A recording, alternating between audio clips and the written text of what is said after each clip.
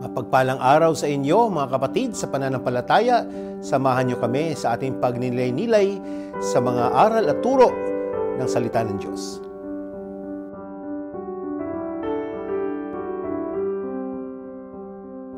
Ang mabuting balita ng Panginoon ayon kay San Mateo. Noong panahong iyon, sinabi ni Jesus sa kanyang mga apostol, "Walang alagad na higit kaysa kanyang guro, at walang aliping higit sa kanyang Panginoon. Masisiyahan ang alagad na matulad sa kanyang guro at ang alipin na matulad sa kanyang Panginoon. Kung ang puno ng sambayanan ay tinawag nilang Beelzebul, lalo na nilang aalimurahin ang kanyang mga kasambahay. Kaya huwag kayong matakot sa kanila. Walang natatago na di malalantad o nalilihim na di mabubunyag. Ang sinasabi ko sa inyo sa dilim, ulitin ninyo sa liwanag. At ang ibinulong sa inyo ay inyong ipagsigawan. Huwag ninyong katakutan ang pumapatay ng katawan, ngunit hindi nakapapatay ng kaluluwa. Sa halip, ang katakutan ninyo'y ang nakapapatay ng kaluluwa at katawan sa impyerno. Ang sinumang kumikilala sa akin sa harapan ng mga tao ay kikilalanin ko rin naman sa harapan ng aking Amang nasa langit. Ngunit ang magtatwa sa akin sa harapan ng mga tao ay itatatwa ko rin naman sa harapan ng aking Ama nasa langit." Pagsasadiwa.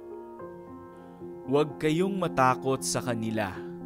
Walang natatago na di malalantad o nalilihim na di mabubunyag.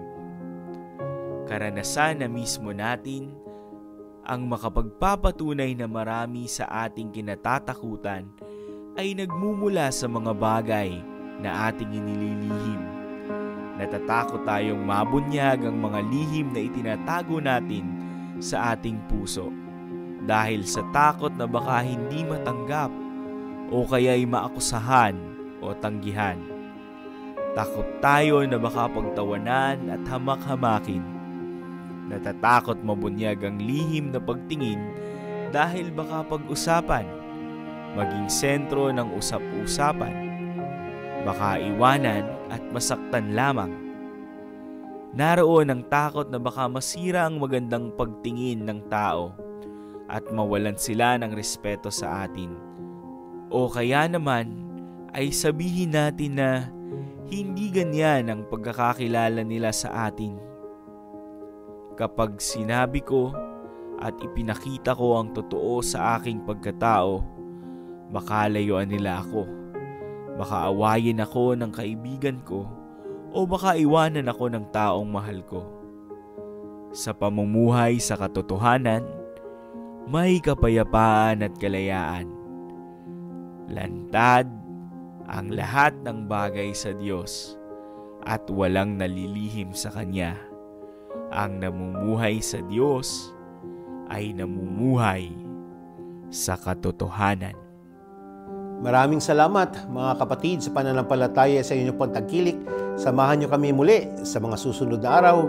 Ito po si Father Chris Robert Silian of the Society of St. Paul, all for the Gospel.